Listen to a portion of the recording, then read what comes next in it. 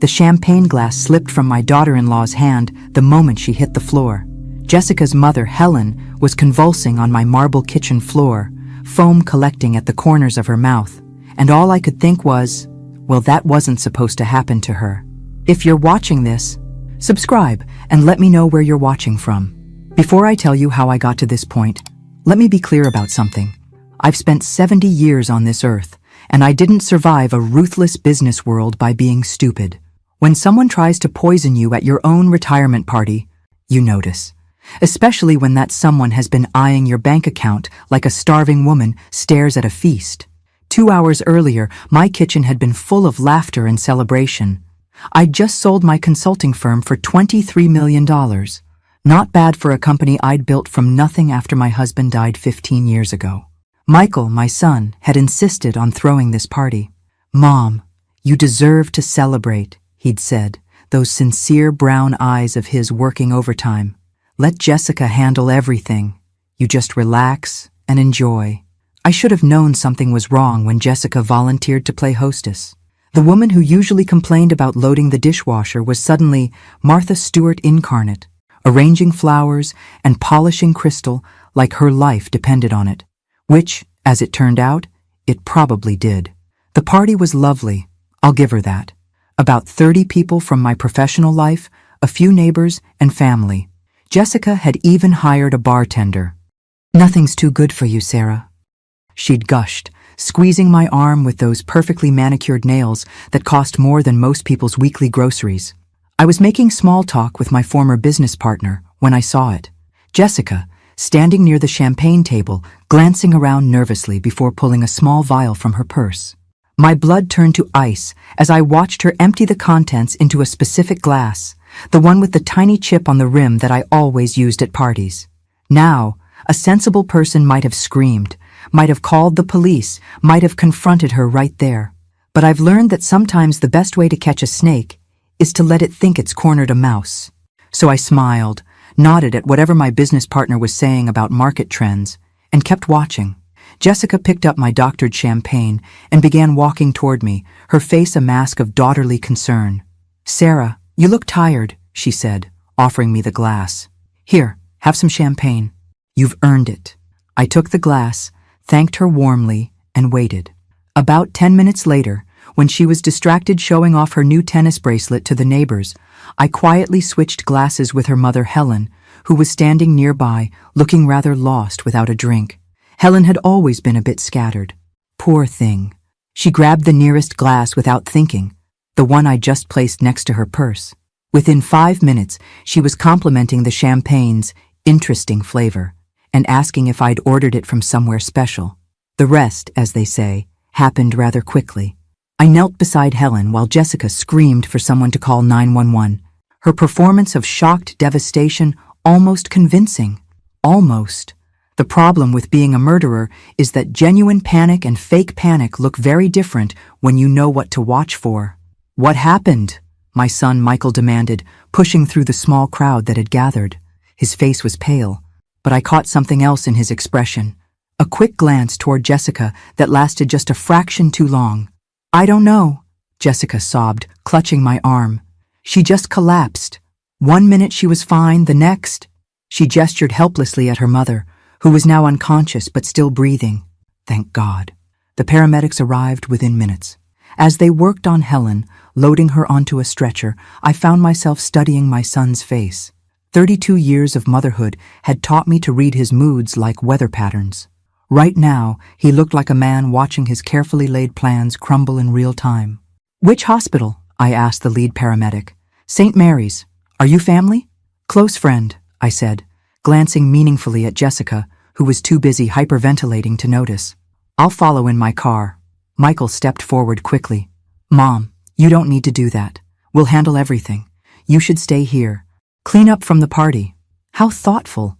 Keep the target at home while they figured out what went wrong with their little plan. "Nonsense," I said firmly. "Helen is practically family. I'm coming." I grabbed my purse and keys before anyone could argue. At the hospital, I made sure to stay close enough to overhear the medical staff's conversations. Helen's condition was listed as acute poisoning, cause unknown. The doctor mentioned something about plant alkaloids to the nurse, specific enough to make me think someone had done their homework on untraceable toxins. Jessica paced the waiting room, her designer heels clicking against the linoleum like a metronome counting down her anxiety. Michael sat rigidly in a plastic chair, his phone buzzing constantly with texts he seemed reluctant to answer. "This is just terrible," Jessica said for the 5th time. "Poor Mom. I can't understand how this happened." I patted her shoulder sympathetically. "These things are often mysterious, dear. I'm sure the doctors will figure it out." Then I added, almost casually, "You know, it's lucky she didn't drink much of that champagne. She only had a few sips before she collapsed." Jessica's step faltered almost imperceptibly. "Champagne? You think the champagne caused this?" "Oh, I'm sure it's nothing," I said with a dismissive wave. "Just an old woman's mind looking for patterns where there aren't any." But Jessica's face had gone a shade paler, and her hands were trembling slightly as she reached for her coffee. Michael was watching our conversation with the intensity of a hawk studying field mice. 3 hours later, a doctor emerged to tell us Helen was stable but would need to stay overnight for observation. The tests were inconclusive, he said, but whatever she'd ingested was slowly working its way out of her system. "Can we see her?" Jessica asked. "Family only, and she's sedated. Best to come back tomorrow." As we left the hospital, Michael walked me to my car. "Mom, maybe you should stay with us tonight, eh? After what happened, I'd feel better if you weren't alone." How considerate. Especially since Helen's little medical emergency had probably left them wondering if I suspected anything. The answer was yes. Absolutely I did. But they didn't need to know that yet. "That's sweet of you, dear, but I'll be fine. I have that new security system, remember?" I kissed his cheek and got into my car, watching in my rearview mirror as he and Jessica had what looked like an urgent, whispered conversation in the parking lot. Back home, I poured myself a real glass of champagne, from a fresh bottle naturally, and settled into my study. Time to figure out exactly what my loving family had planned for me, and more importantly, what I was going to do about it. I spent the night doing something I'd become quite good at in 45 years of business. Research. Not the kind you do with computers and databases, the kind you do with a clear memory and a suspicious mind. Helen's poisoning wasn't random, and it certainly wasn't an accident. Someone had planned to kill me at my own party, probably hoping to make it look like a heart attack or stroke. At 70, those things happen. No one questions a successful woman's heart giving out from the stress of selling her life's work. But why? That was the $23 million question, wasn't it? I made coffee at 5 in the morning and sat at my kitchen table with a legal pad, writing down everything I knew about Michael and Jessica's financial situation. It wasn't pretty. Michael's architectural firm had been struggling since the recession, and Jessica's boutique jewelry business was more hobby than profit center. They lived well, too well for their actual income. Their mortgage on that ridiculous house in Westfield was 3 times what they could reasonably afford. The BMW and Mercedes in their driveway weren't paid for. Jessica's shopping habits alone could fund a small country's education budget. I'd help them, of course. What mother wouldn't? A few thousand here and there when Michael mentioned they were tight some months. The down payment on the house when Jessica cried about wanting to start a family in the right neighborhood. Private school tuition for Emma when they insisted public schools weren't good enough. Looking at my checkbook records, I'd given them nearly $200,000 over the past 5 years. Gifts, I'd called them. Investments in their happiness. Never loans. That would have been tacky. But now I was wondering if they'd seen those gifts differently. Less like motherly generosity and more like advance payments on an inheritance they couldn't wait to collect. The phone rang at 7:30. Jessica, calling to check on me. "Sarah, I couldn't sleep all night thinking about you," she said, her voice heavy with concern. "After what happened to Mom, I just worry that maybe there was something wrong with the food or drinks. You didn't feel sick at all, did you?" How thoughtful of her to check whether her poison had found its intended target. "Not at all, dear. I feel fine. Have you heard anything more about Helen? The doctors say she should be able to go home today. They think maybe she ate something that disagreed with her before the party. You know how she is with her medications. She probably took something on an empty stomach." Helen Peterson was many things, but careless with medication wasn't one of them. The woman organized her pills like a military operation, complete with labeled containers and smartphone reminders. That's such a relief, I said. I was worried it might have been something at the party. That would have been terrible. Oh no, definitely not, Jessica said quickly. The doctors were very clear it wasn't food poisoning, just one of those things. Interesting how quickly she wanted to shut down any investigation into what happened at my house. Almost as if she was worried someone might test the remaining champagne. After hanging up, I walked to my kitchen and looked at the bottle Jessica had opened for the party. Still 3/4 full, sitting innocently on my counter. I wondered what would happen if I had it tested at a lab. Not that I needed proof for myself, I knew what I'd seen. But evidence might be useful later. My doorbell rang at 9 o'clock. Michael stood on my front porch holding a box of pastries from my favorite bakery, looking every inch the concerned son. Thought you might want some breakfast, he said, kissing my cheek. You probably didn't eat much yesterday after everything that happened. I let him in and made fresh coffee while he arranged the pastries on a plate. Watching him move around my kitchen, opening cupboards he'd known since childhood, reaching for sugar without asking where it was kept, I felt a strange sadness. This was still my little boy, the one who used to bring me dandelions and proudly display his elementary school artwork on my refrigerator. When had that boy turned into a man who stood by while his wife tried to murder his mother? "How are you holding up, Mom?" he asked, settling across from me at the breakfast table. "Oh, you know me. Takes more than a little excitement to rattle these old bones." He smiled, but it didn't reach his eyes. That's what I was afraid of. An odd thing to say. I sipped my coffee and waited. "The thing is," Michael continued, picking at a Danish, "Jessica and I have been talking about your situation." "My situation?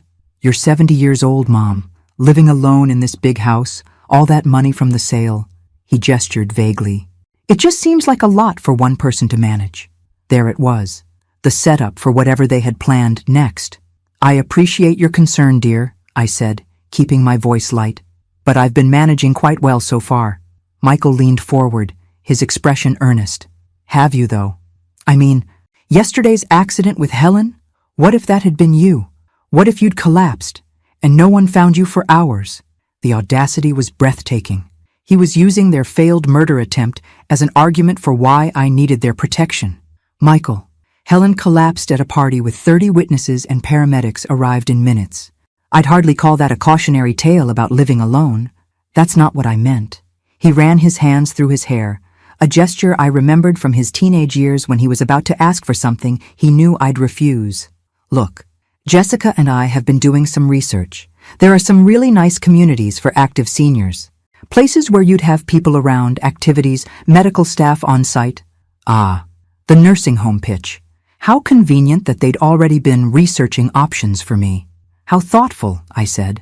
"And I suppose you found something specific in mind?" "Actually, yes." He pulled out his phone and showed me a glossy website. "Sunset Manor. It's only 20 minutes from our house, so we could visit all the time. They have a golf course, a spa, cultural activities. It's more like a resort than a retirement home." I studied the pictures of smiling elderly people playing bridge and doing water aerobics. Everyone looked so peaceful and content, probably because they were heavily medicated. "The only thing is," Michael continued, "there's usually a waiting list. But if someone wanted to move in quickly, they'd need to pay the full entrance fee up front. It's significant, about $400,000, but it covers everything. Housing, meals, medical care for life. $400,000. That would make a nice dent in my liquid assets, wouldn't it? And once I was safely tucked away in Sunset Manor, who would have power of attorney over the remaining $22 million? Who would be making decisions about my care and my money? "It sounds lovely," I said. "But you know, I'm quite happy here. This house holds so many memories of your father. Mom, Dad's been gone 15 years. Don't you think it's time to start a new chapter?" The gentle concern in his voice made my heart ache. If I hadn't seen what I'd seen last night, I might have actually considered his suggestion. My son, worried about his aging mother, wanting to make sure she was safe and cared for. It would have been touching. Instead, it was terrifying. "I'll think about it," I said finally. "It's a big decision." Michael's relief was visible. "Of course. Take all the time you need. Maybe we could drive out there next week." "Just to look around?" "Maybe." I stood up and began clearing the breakfast dishes. "You know, I should call Helen today. Make sure she's feeling better. Actually, Mom, Jessica asked me to tell you that Helen probably needs to rest for a few days. The doctor said visitors might be too stimulating while she recovers. How convenient. Keep me away from the victim until the evidence is out of her system and she can't remember details clearly. After Michael left, I sat in my study and thought about timing. They'd waited until after I sold the company to make their move. Smart. If I'd died 6 months ago, my $23 million would have gone to Michael in my will anyway. But as a gift from a living person, it would face different tax implications. Killing me now, especially if they could manufacture signs of declining mental capacity first, would give them grounds to challenge any recent changes to my estate plans. The phone rang. My attorney, David Hartwell, returning a call I'd made earlier. Sarah, good to hear from you. How was the retirement party? Eventful, I said. David, I need to see you. Soon. Is everything all right? I looked out my study window at the garden my husband had planted 20 years ago. The roses were blooming beautifully, despite having no one to tend them, but an old woman who apparently couldn't be trusted to manage her own life. I'm not sure, I said, but I think I'm about to find out. David Hartwell had been my attorney for 20 years, which meant he'd seen me through my husband's death, the building of my business, and every major decision since. A thin, precise man who kept his emotions carefully controlled, David was exactly the kind of lawyer you wanted when you suspected your family was trying to kill you. His office overlooked downtown from the 15th floor, all dark wood and leather chairs designed to inspire confidence. I'd always felt safe here, surrounded by law books and the subtle smell of expensive cologne. Tell me everything, David said after his secretary brought us coffee and closed the door. I told him. Every detail from the party, Helen's collapse, Michael's visit this morning. David listened without interruption, occasionally making notes on his legal pad. You're certain about what you saw? He asked when I finished. As certain as I am that I'm sitting in this chair. David leaned back, tapping his pen against his lips. The problem is proving intent. Jessica could claim she was adding something harmless to the champagne, a supplement, a flavoring, something personal. Without testing the remaining champagne, we have no evidence of attempted murder. Then let's test it. If we find poison, we have proof she attempted to kill someone. But we still can't prove she intended to kill you specifically. She could claim she was targeting her own mother for insurance money, or that it was meant for someone else entirely. I hadn't considered that angle. So even with proof of poisoning, they could escape a murder charge? Attempted murder, yes. But Sarah, there's something else we need to discuss. David's expression grew serious. If they're willing to kill you for your money, they might try other approaches first. Legal challenges to your competency, for instance. On what grounds? Your age, living alone, the stress of selling your business? If they can establish a pattern of declining judgment or mental capacity, they could petition for guardianship. Once they control your person, they control your assets. The nursing home suggestion suddenly made more sense. Get me isolated, surrounded by medical professionals who might be willing to document signs of confusion or dementia, especially if those professionals were being paid well for their observations. What do I need to do? David opened a file drawer and pulled out a thick folder. First, we document your current mental state. I'll arrange for you to be evaluated by a geriatric psychiatrist, someone who specializes in competency assessments for elderly clients. Get that on record immediately. And then? Then we get creative with your estate planning. David's smile was sharp. If Michael and Jessica want to play games with your money, let's make sure they're playing by your rules. We spent the next 2 hours going over options. Trust structures that would make it difficult for anyone to challenge my decisions.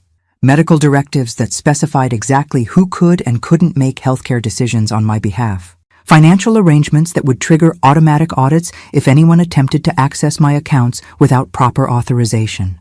There's one more thing, David said as I prepared to leave.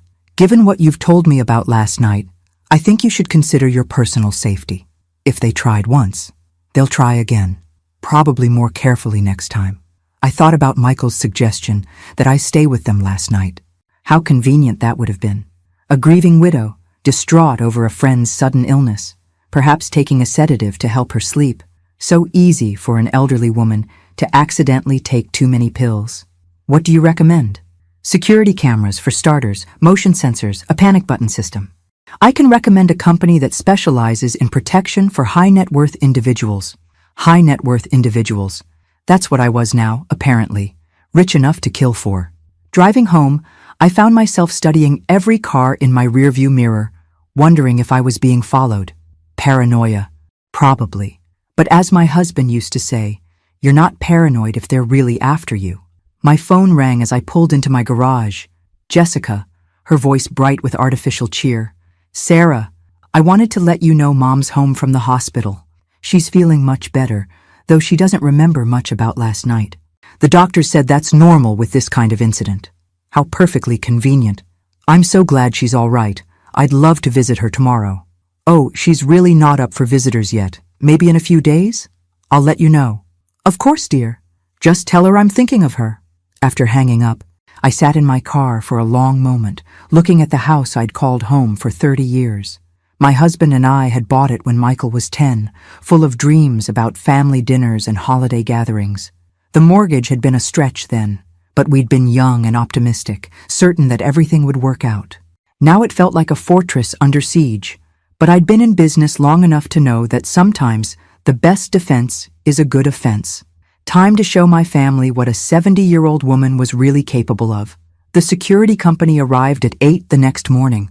3 technicians in unmarked vans who spent the day installing cameras, motion detectors, and a panic button system that could summon police in under 3 minutes. I told the neighbors I'd been having problems with package theft. A believable enough story in any suburban neighborhood. By afternoon, my house was better protected than most jewelry stores. But the real security came from the envelope David's messenger delivered at 2 o'clock. My updated will, trust documents, and medical directives, all properly witnessed and notarized. If Michael and Jessica wanted my money, they'd have to wait for it. And they'd get a lot less than they expected. The new will cut Michael's inheritance from everything to a modest trust fund that would pay him $50,000 a year for life. Enough to live comfortably, but not enough to fund their current lifestyle. The bulk of my estate would go to cancer research, with smaller amounts to several charities I'd supported over the years. As for Jessica, she got nothing, not a penny. I'd never liked the woman, but I'd tolerated her for Michael's sake. Attempted murder, however, was where I drew the line. I was reading through the documents one final time when my doorbell rang. Through the security monitor, I could see Michael and Jessica standing on my front porch, both looking somewhat grim. "Mom, we need to talk," Michael said when I opened the door. "Of course. Dear, come in." They settled in my living room, Jessica perched on the edge of the sofa like she might need to run at any moment. Michael looked around the room, his gaze lingering on the new security camera in the corner.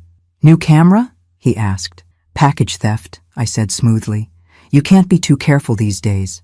Jessica cleared her throat. "Sarah, we've been thinking about what happened the other night, with Mom's accident." "Yes? Well, it's just that we feel terrible about having the party here. If something we brought caused her to get sick..." She trailed off, dabbing at her eyes with a tissue. I watched this performance with professional appreciation. Jessica had clearly been practicing. "I'm sure it wasn't anything you brought, dear. But what if it was?" Michael leaned forward. "What if there was something wrong with the champagne, or the food, or..." "Mom, I'd never forgive myself if we'd accidentally put you in danger." Here it came, the setup for whatever they'd planned next. "The point is," Jessica said, "we think it might be better if we took care of you for a while, just until we're sure you're safe." "Took care of me how?" "Well, you could stay with us," Michael said.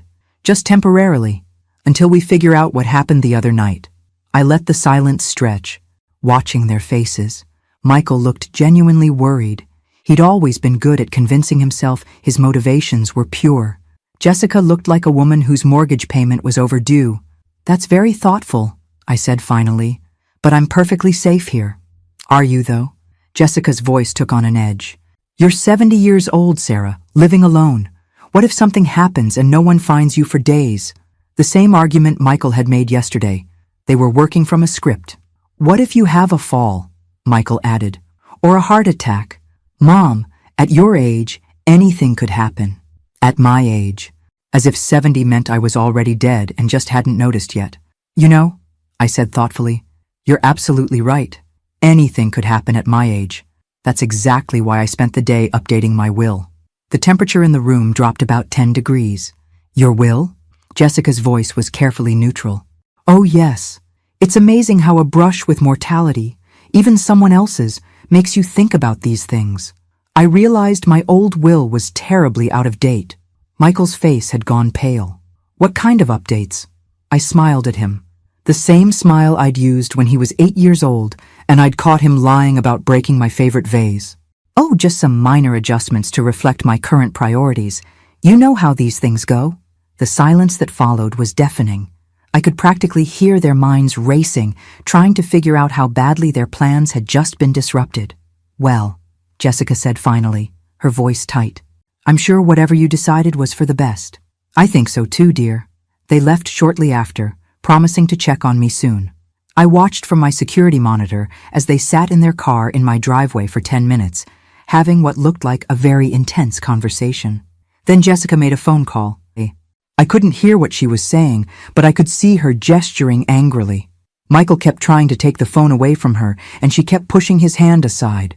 When they finally drove away, I poured myself a glass of wine and settled into my favorite chair. Tomorrow, I would implement phase 2 of my plan. But tonight, I was going to enjoy the first peaceful evening I'd had in days.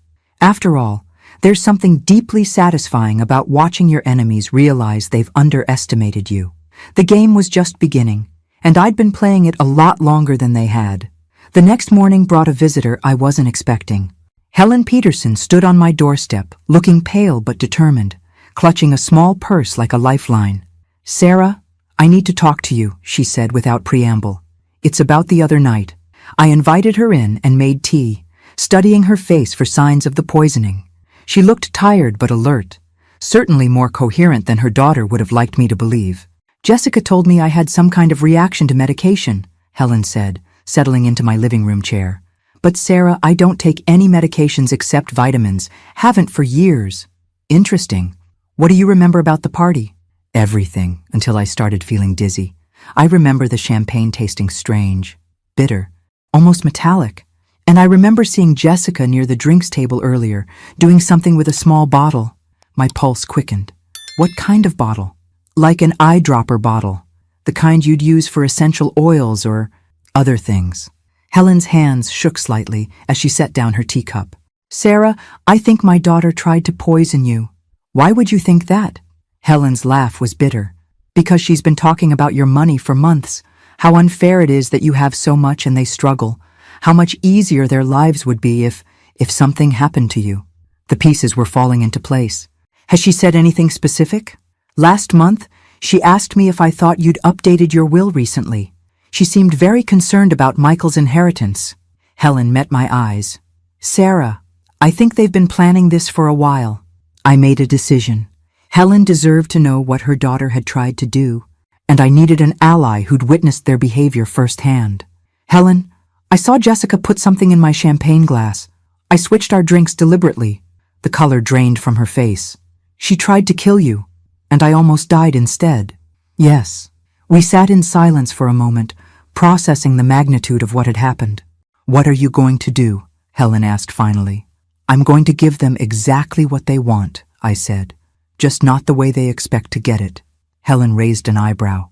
What does that mean? It means your daughter and my son are about to learn that some games have higher stakes than they realized. After Helen left, I made a phone call to an old business contact. Patricia Williams ran a private investigation firm that specialized in corporate espionage and background checks. We'd worked together several times over the years when I needed information about potential business partners. Sarah Wilson. Patricia's voice was warm through the phone. I heard about your sale. Congratulations. Thank you. Patricia, I need a favor. A personal one. What kind of favor? I need to know everything about my son's finances. Bank accounts, credit cards, loans, investments, everything. There was a pause. Sarah, are you sure? Sometimes family information can be uncomfortable. I'm sure. Give me 48 hours. While Patricia worked her magic, I implemented the next phase of my plan. I called Michael and asked him to meet me for lunch at our old restaurant, the place we'd celebrated his graduation from architecture school, his wedding, Emma's birth. He arrived looking nervous, constantly checking his phone. "How are you feeling, Mom? You sounded upset when you called." "I've been thinking about what you and Jessica said, about my safety, about planning for the future." His face brightened. "And?" "I think you're right. I think it's time to make some changes." Michael leaned forward eagerly. "What kind of changes?" "Well, I've been looking into Sunset Manor, the place you mentioned. I called them this morning." "That's wonderful, Mom. I think you'll really like it there. They do have an opening, but it needs to be filled quickly. Someone else is interested in the same unit." "How quickly?" "Next week. I'd need to pay the entrance fee by Friday to secure it." Michael's excitement was palpable. "That's not a problem, is it? You have the money from the sale." "Of course I do. It's just, well, it's a big step. I thought maybe you and Jessica could help me with the paperwork. Make sure I'm making the right decision." "Absolutely. We'd be happy to help." I smiled at my son, memorizing his face. In a few days, that eager expression would change to something very different. "There's just one thing," I added casually. "The facility requires all residents to have a power of attorney on file. Someone to make decisions if they become unable to. I was hoping you'd be willing to take that on." "Of course, Mom. Whatever you need." "Perfect." Michael thought he was maneuvering me into giving him control of my money. Instead, he was walking directly into my trap. Patricia called Thursday morning with her report. I listened in growing amazement as she detailed Michael and Jessica's financial situation. It was worse than I'd imagined. "They're leveraged to the hilt," Patricia said. "The house has been refinanced 3 times. They have 2 mortgages, plus a home equity line of credit that's maxed out. Credit card debt exceeding $80,000. How have they been making payments?" "Barely. Michael's business has been operating at a loss for 2 years. They've been using credit cards to pay other credit cards. Classic signs of financial desperation." "Anything else?" "Jessica took out a life insurance policy on you 6 months ago. $500,000, with her listed as beneficiary." My blood turned to ice. "How is that legal?" "She claimed insurable interest as your daughter-in-law and caregiver. The insurance company probably assumed Michael was the actual beneficiary and Jessica was just handling the paperwork." "A life insurance policy. They'd been planning my death for months, not days." "There's one more thing. Sarah. Michael's been making regular payments to someone named Dr. Richard Steinberg, a geriatric psychiatrist." "For what?" "I'm not sure yet, but the payments started 3 months ago. Small amounts, like consultation fees." "Dr. Richard Steinberg. I made a note to ask David about him." That afternoon, Michael and Jessica arrived at my house with a briefcase full of paperwork for Sunset Manor. They spread the documents across my dining room table like generals planning a battle. "This is the admission contract," Jessica explained, pointing to a thick stack of papers. "And this is the financial disclosure form. It lists all your assets so they can calculate your monthly fees." "It's very thorough," I observed, scanning the documents. "They'd want access to all my accounts, all my investments, everything." "The power of attorney paperwork is here," Michael added, sliding another document toward me. "It's pretty standard. Just gives me the authority to handle your financial affairs if you can't." I read through the power of attorney document carefully. It was far more comprehensive than Michael had indicated. With this signature, he'd have immediate access to my bank accounts, investment portfolios, and the authority to make any financial decisions on my behalf. "This seems quite broad," I said. "Do I really need to give you this much authority?" "Mom, it's just a precaution," Michael said. "The facility requires it. And honestly, at your age, it's good to have someone younger handling the complicated financial stuff. At my age." There was that phrase again. "What if I change my mind about Sunset Manor?" I asked. "Can this be revoked?" Michael and Jessica exchanged a quick glance. "Well, technically yes," Jessica said. "But the facility has strict policies about residents who try to leave. There are medical evaluations, waiting periods. It's complicated." Of course it was. Once I signed these papers and moved to Sunset Manor, they'd control my money and could make it very difficult for me to leave, especially if Dr. Richard Steinberg was standing by to evaluate my mental competency. "I need to think about this overnight," I said, gathering the papers. "It's a big decision." Michael's face fell. "Mom, remember we need to submit everything by tomorrow if you want the unit." "I understand. I'll have an answer for you in the morning." After they left, I called David Hartwell. "David, what can you tell me about Dr. Richard Steinberg?" Steinberg? He's a geriatric psychiatrist, specializes in competency evaluations for elderly patients. Why? My son's been paying him for consultations. There was a long pause. Sarah, Steinberg has a reputation for being accommodating to families who are concerned about an elderly relative's judgment. His evaluations tend to support whatever outcome the family is seeking. You mean he's willing to declare people incompetent for money? I couldn't say that officially, but I've seen several cases where families use Steinberg's evaluations to gain control of an elderly person's assets. The picture was becoming crystal clear. Michael and Jessica weren't just after my money. They'd developed a comprehensive plan to take it. Get me into Sunset Manor under the guise of safety and care.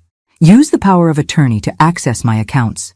If I resisted or tried to leave, have Dr. Steinberg declare me mentally incompetent. It was actually quite clever. If I hadn't seen Jessica poison the champagne, I might have walked right into their trap. David, I need you to prepare something for me, I said. And I need it ready by tomorrow morning.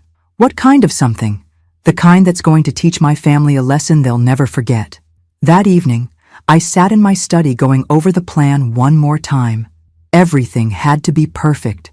Tomorrow, Michael and Jessica would get exactly what they deserved. But first, I had one more phone call to make. Friday morning arrived gray and drizzling, the kind of weather that made everything seem ominous, perfect for what I had planned.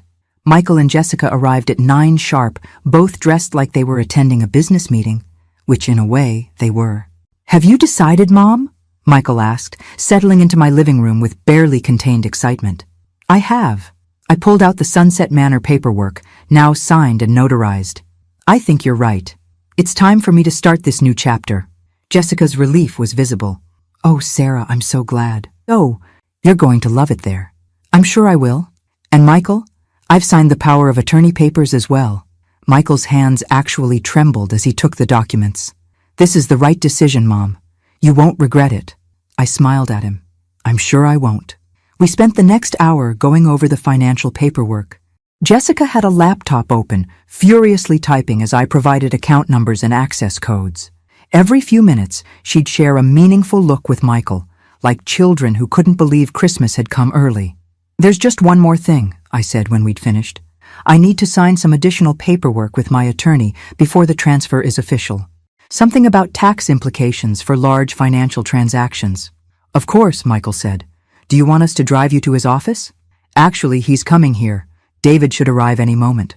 As if on cue, the doorbell rang, but it wasn't David Hartwell standing on my porch.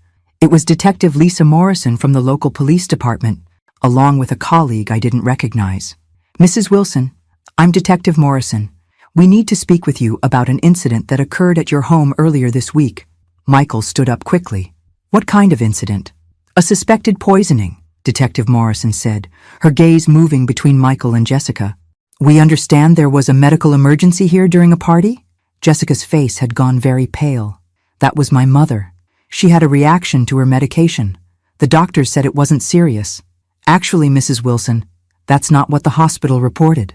Detective Morrison pulled out a notebook. The toxicology results show your mother ingested a concentrated amount of oleander extract. That's not a medication. It's a deadly poison. The silence in my living room was deafening.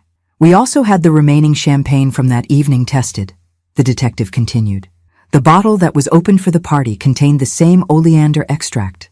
Someone deliberately poisoned that champagne. Michael was staring at Jessica with an expression of dawning horror. Jess, what did you do? I didn't do anything. Jessica's voice was shrill with panic. This is crazy. Why would I poison my own mother? That's what we're trying to figure out, Detective Morrison said. Especially since the champagne glass with the highest concentration of poison was originally intended for Mrs. Wilson here. Jessica looked like she might faint. Michael sank back into his chair, his face ashen. There's something else, I said quietly. Detective, show them the insurance policy. Detective Morrison nodded and pulled out another document. Mrs. Hartwell, we discovered you took out a $500,000 life insurance policy on Mrs. Wilson 6 months ago. That gives you a clear financial motive for murder. This is insane, Jessica whispered. Sarah, tell them this is insane. I looked at my daughter-in-law, this woman who'd pretended to care about me while planning my death. I saw you put the poison in my champagne glass, Jessica. I switched our drinks deliberately. Michael's head snapped up. You knew? You knew she was trying to poison you? I've known for days. I also know about your financial situation, about Dr. Steinberg, about your plan to have me declared incompetent. I know about everything. The power of attorney papers slipped from Michael's numb fingers. Mom, I didn't know about the poison. I swear to God, I didn't know she was going to try to kill you. But you knew about the rest of it, didn't you? The nursing home, the power of attorney, the plan to take my money. Michael's silence was answer enough. Detective Morrison stepped forward. Jessica Hartwell, you're under arrest for attempted murder. As they handcuffed Jessica, she turned to me with eyes full of rage. You think you're so clever, don't you? You have no idea what you've done. Actually, I said, I know exactly what I've done. After the police left with Jessica, Michael sat in my living room like a man in shock. He stared at the power of attorney papers scattered on the floor, occasionally running his hands through his hair. She said it was just about getting you somewhere safe, he said finally. She said you were becoming forgetful, making poor decisions. She convinced me you needed protection. And the money? That was about protection too? Michael's face crumpled. We're in so much debt, Mom. The business is failing. We're behind on everything. Jessica said if something happened to you naturally, we'd inherit enough to start over. But she never said anything about, he gestured helplessly. About murder? I thought we were just planning for the inevitable, getting things in place for when when I died of natural causes. How convenient that those natural causes needed a little help arriving. Michael looked up at me with tears in his eyes. I'm sorry.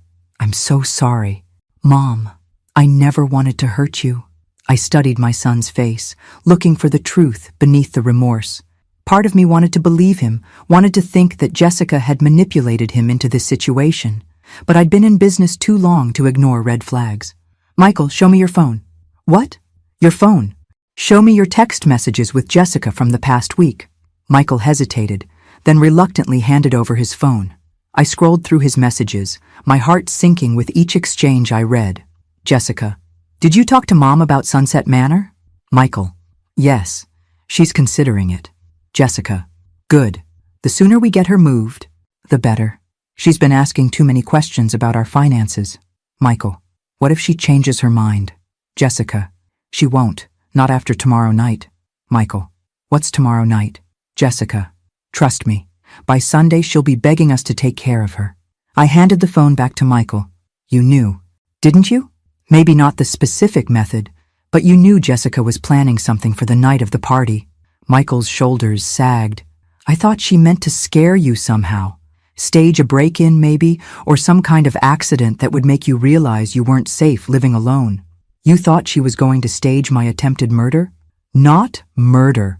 Just something that would convince you to move to Sunset Manor willingly. The casual way he said it chilled me to the bone. My own son had been comfortable with the idea of traumatizing me into compliance. Michael, there's something else you need to know, I said.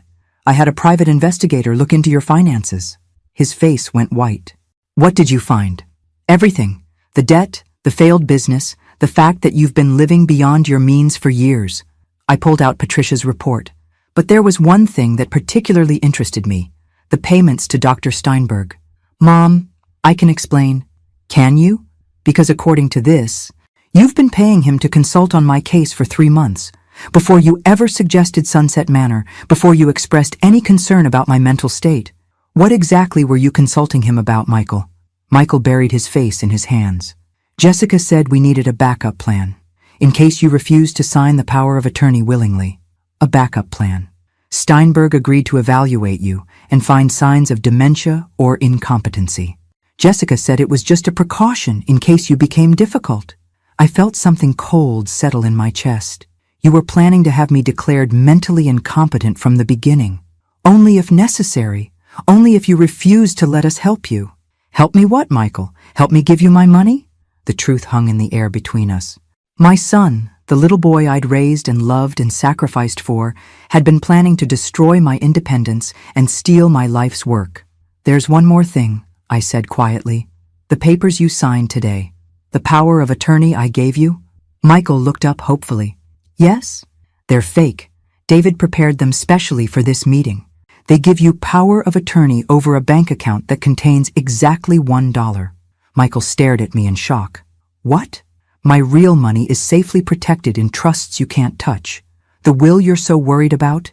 It leaves you a modest annual income and nothing more. And if you're convicted of conspiracy in Jessica's murder plot, even that goes away. Michael's face crumpled. You've destroyed my life. No, Michael. You destroyed your own life. I just made sure you couldn't destroy mine in the process. As I watched my son sit there in ruins, I felt something I hadn't expected. Not satisfaction, not vindication, just a deep, bone-weary sadness for the man he'd chosen to become. 3 months later, I sat in my garden watching the roses bloom, thinking about endings and beginnings. Jessica had been sentenced to 15 years for attempted murder. Michael received 3 years for conspiracy, though his lawyer managed to argue it down from the original charges. Emma, my granddaughter, had called the night before. At 16, she was old enough to understand what her parents had done, old enough to be horrified by their choices. "Grandma Sarah, I'm so sorry," she'd said, her voice thick with tears. "I had no idea they were planning any of this." "I know, sweetheart. None of this is your fault. Can I come visit you this summer? I know Mom and Dad are away, but I'd like to see you." "I'd love that," I'd told her, and meant it. Emma was innocent in all this, a victim of her parents' greed as much as I was. Helen Peterson had become an unexpected friend. We met for coffee twice a week now, 2 women bonded by the bizarre experience of surviving their own family's betrayal. She was considering writing a book about elder abuse, using our story as a cautionary tale. "You know," Helen said during our last coffee date, "I keep thinking about how close they came to getting away with it." "They never had a chance," I replied. "I've been dealing with people who wanted my money for 40 years. The only difference this time was that they shared my DNA." Helen laughed. "Do you ever regret how it ended, with both of them in prison?" I considered the question seriously. Did I regret it? Michael was my son, the child I'd raised and loved. But he was also a man who'd been willing to destroy my life for money. "I regret that it was necessary," I said finally. "But I don't regret protecting myself." The doorbell interrupted my garden reverie. Through the security monitor, I could see David Hartwell standing on my porch, holding a briefcase and looking unusually pleased with himself. "David, what brings you by?" "Good news," he said, settling into my living room. "The insurance company has decided not to contest Jessica's policy on your life. Since she was convicted of attempting to murder you, they're voiding the policy and returning all premiums paid. That's something, I suppose. There's more. Michael's creditors are seizing all his assets to pay his debts. That includes the house you helped them buy. They're asking if you want to make an offer." I thought about Michael and Jessica's house, with its granite countertops and cathedral ceilings. All those beautiful things they'd wanted so desperately. "No," I said. "Let someone else have it. Someone who can afford it honestly." David nodded and pulled out another document. "The final item, your trust restructuring is complete. Your money is now protected in perpetuity. No one can access it without your explicit written consent. And if anyone attempts to have you declared incompetent, the trust automatically transfers to charity. Thank you, David, for everything." After David left, I poured myself a glass of wine and sat on my deck, watching the sunset paint the sky in shades of gold and pink. At 70, I'd learned that money brings out both the best and worst in people. Unfortunately, it had brought out the worst in my own family. But I'd also learned something else. I was stronger than I'd given myself credit for. Smart enough to see through their plans, tough enough to stop them, and resilient enough to build a new life without them. My phone buzzed with a text from Emma. "Grandma, I got accepted to Northwestern. Pre-law, just like you suggested. Can't wait to tell you all about it when I visit." I smiled, typing back, "Congratulations, sweetheart. I'm so proud of you." Maybe that was the real victory. Not stopping Michael and Jessica's scheme, but ensuring that the next generation would have a chance to choose better. Emma would grow up knowing that money was a tool, not a goal. That family meant support and love, not exploitation and greed. The roses in my garden were blooming beautifully, tended now by a wonderful landscaping service I could easily afford. The house felt peaceful, protected by security systems and legal documents that ensured my independence. I'd started this story talking about a failed poisoning at my retirement party, but really, it was about something much more important, the difference between being old and being powerless. I might be 70, but I was far from powerless. And anyone who tried to test that theory would learn, as Michael and Jessica had, that underestimating a sharp old woman is a very expensive mistake. Sometimes the best revenge is simply living well and making sure the people who wronged you don't get to enjoy the fruits of their schemes. I'd done both, and I'd sleep just fine knowing it. After all, at my age, a good night's sleep is worth more than all the money in the world. The fact that I had both was just a bonus. Thanks for listening. Don't forget to subscribe and feel free to share your story in the comments. Your voice matters.